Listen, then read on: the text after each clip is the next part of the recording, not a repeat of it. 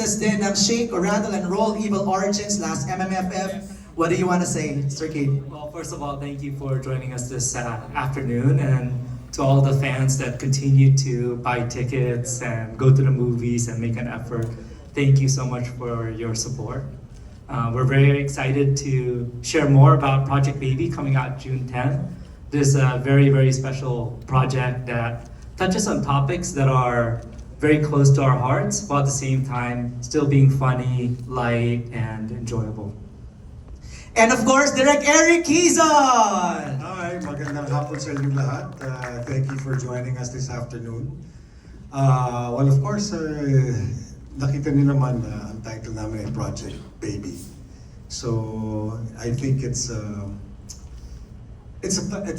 raises a lot of questions. Kasi nga, right now, especially women, not just women, or even men, they always think about like whether they're gonna get married, or whether they're gonna live in, or have a baby.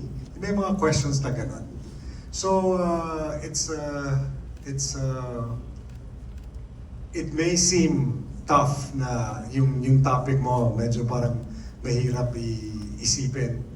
Or pagka inisip mo, parang ayaw mong isipin na makakarating ka doon. But somehow this movie tackles that. So, yun lang, we wanted to treat it as light as possible. And of course, the script is by Jose Javier Reyes, of course.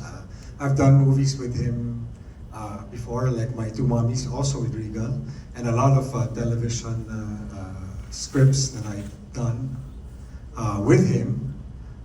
So kaya medyo with the success of My Two Mommies, so I hope this will turn out to be a success as well. Actually, direct trailer pa lang, yung mga lines were right on the dot, no? Parang wala siyang sugarcoating, hindi siya bordering bastos, but it's just right. Yeah. Alam naman natin ng humor ni Direk Joey Javier. So, Right. So, So, alam very naman current natin yun. talaga mag-isip siya na direct eh. Okay, papatiin na natin ang ating cast members. We begin with Jazel. How do you pronounce it? Hello po, Jazel po. Jazel, there you go. Go Jazel, greet everybody first. Hello everyone, I'm Jazel Salinas po and I play the role of Rona. Ayan, I was about to say a little something about your character. Rona, ano si Rona? She's an assistant po of Miss Sue, Miss Sandy, and she's very outgoing. Oh, assistant sa advertising agency, Sue, tama? Thank you, Jazel. Alex! Hi, ako naman po si Alex Calle. Ako po si Bok. Akala ko ikaw si Rico Blanco. Hindi. That was the original plan. No? Pero I was so busy. I was only given, sabi ko 2 days lang maalat ko dito. So, kaibigan ko po si Rico. Ako po nakabuntis kay Sue. Uy! Yun pala, binuking mo na kaagad yung plot twist. Ako po si Pognat dito, kaibigan. At lagi naman po akong kasama sa Regal Films because of kailangan nila ng eye candy. Wow! So, pero buhay po ako dito, unlike po sa Evil Origins na tatlong eksena pinatay kagad yung role ko. Dito po umiwas talaga ako. Kinausap ko si Direk Eric na please make it longer. So, 4 scenes po ako dito before namatay. Wow! Tapos namatay din po. Thank you po. Iba rito si Alex, no filter din ang ano na to eh. Marami pa po akong gusto i-booking, gusto niyo. Mamaya, Alex. Hold that thought. Next, please. Ganda ng role mo, dami nangyayari. Hindi, magandang hapon po sa inyo lahat.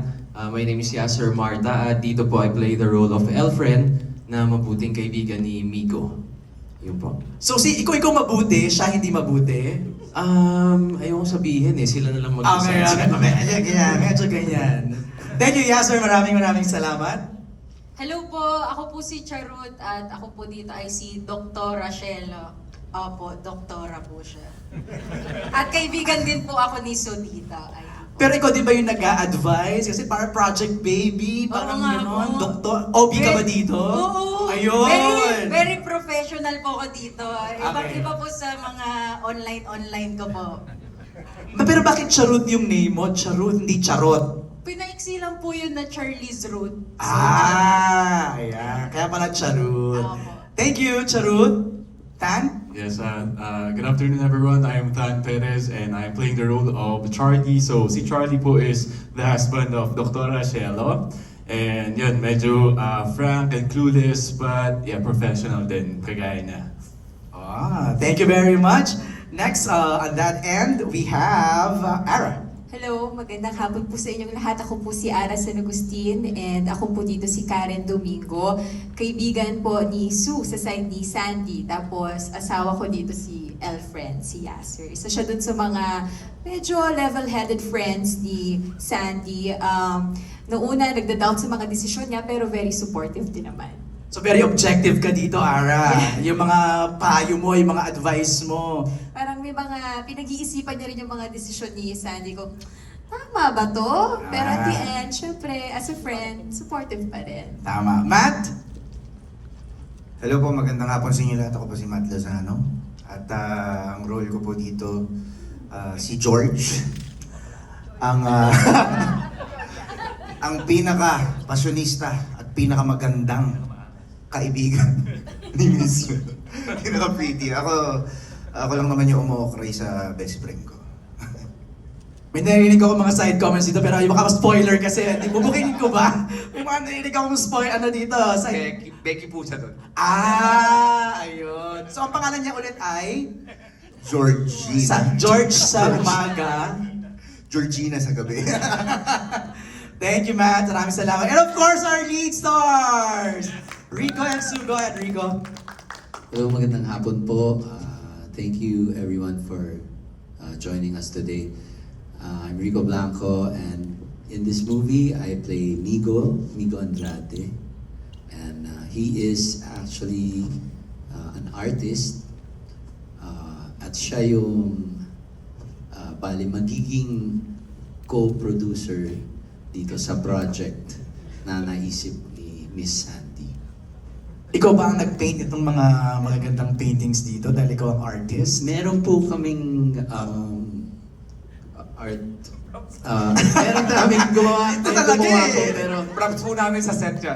props po yan sa set pero nakialam po ako sa pinakialaman ko po yung iba. Yung iba dyan. Opo, kasi may konting oras at may nakakalat na paint dun sa set. Wow. Hindi po nakapagtiis. Thank you, Rico. And of course, Sue Ramirez! Hello, good afternoon. Thank you for being with us today. Tulungan niyo po kaming ipakalat ang magandang balita na may bagong project at napaka-importanting project na lalabas ngayong taon. Ang Project Baby. Ayan, katulad ng sinabi ni Direk, this focuses on conversations na nagpalawak lalo sa mga choices ng mga kababaihan. So it's not only a rom-com. You're not gonna only watch this to have fun, but also to widen your yung pang-unawa natin sa mga choices na pwedeng gawin ng mga kababaihan. At okay, mamaya na para but thank you so much for being here today. Hindi, ngayon simulan na natin Sue ang kwentuhan, no?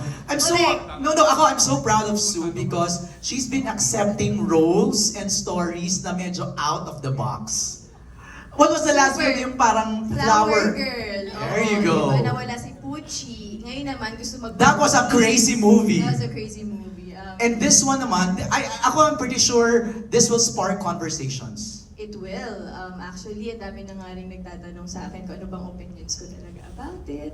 Ayun, magandang maging open yung pag-uusap about it.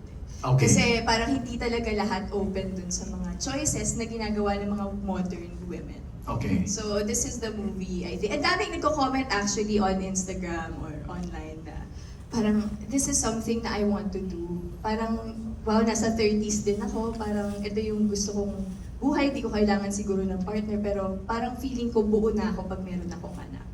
So yun yung mga usapin dito sa movie. It's very relatable, di ba? Actually, yung pagkakagawa ng character ni Sue Sue Ramirez. na sa advertising agency siya. You know, some modern women talaga, they're very busy. Nauuna yung career more than the personal or having a family. Tama ako, Sue, no? Or hindi, as in, hindi talaga, wala talaga yung Sa isip plano nila. niya, Oo, yeah. parang they just want to work. And that's okay. Parang, di ba, bukas na yung mundo ngayon. Ang dami ng pinagdaanan ng mga kababaihan. Actually, itong movie na to, it's a love letter to all the women who paved the way for women to have open choices now para magawa namin yung mga gusto namin gawin sa katawan namin. Para, yun pa, yung siyensya na nagbigay ng opportunity sa mga babaeng walang kakayanan na magkaroon ng anak. Ngayon, pwede mo nang gawin. And of course, also the talks of yung biological na anak mo, yun lang ba yung anak na matatawag mo? Pwede ka namang titang ina ka, di ba? Parang, ako, tulad ko, ako ay isang titang ina. Ako ay Kala ko nagpipura. Kala ko, Sue naman. Di ba? Ayun, ako sa mga pamangkin ko, tumatayo rin akong second mom sa kanila. I'm a fur mom. So, ang dami na, yung salitang nanay, marami na siyang kakabit.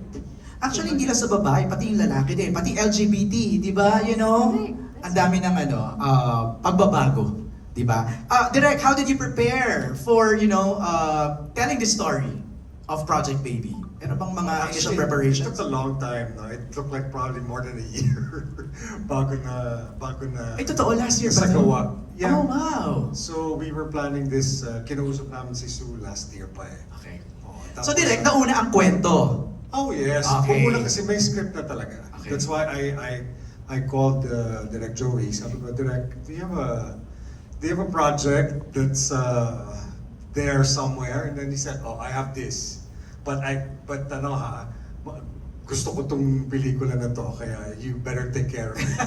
Just like your baby. So Okay. kaya parang project, so parang kailangan maging baby mo. In anything naman talaga, you can be a parent to anything. Kasi whether you're, when you nurture something or when you build something, nagiging parent ka nun. You can be a parent of a project. Mhm. Di ba? Or anything. Kaya nga sinabi ni Sue, parang tita mami siya. So me, I'm also like that. In my family, I'm like that. So it's something that I can really relate to. Although I am not in my 30s, I am almost a senior. So pero somehow, ang lalaki kasi parang wala naman kami talagang parang biological time clock eh. Di ba? Dati ko nga 65 pa, nakakagawa pa ng baby. Di ba? So di ba? So yun ang lalaki kasi parang wala talagang parang biological time clock. Kasi kino-consider. Oo. So mas mahaba yung nila. That's why even guys my age, nakaka-relate pa rin sa mga ganitong klaseng kwento. Okay. For Rico and Sue naman, ano yung mga